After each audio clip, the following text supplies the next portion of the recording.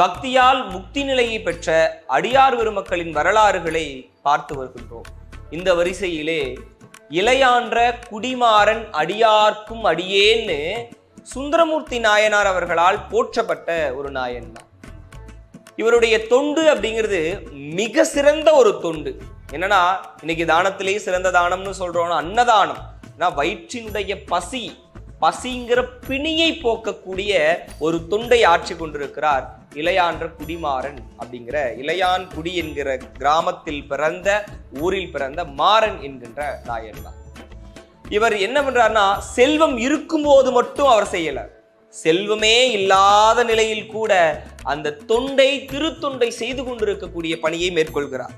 இதைத்தான் அழகாக சேக்கிழார் பெருமான் சொல்வார், செல்வம் மேவிய நாளில் அச்செயலை செய்வது அன்றியும் மெய்யினால் அல்லல் நல்குரவு ஆன போதிலும்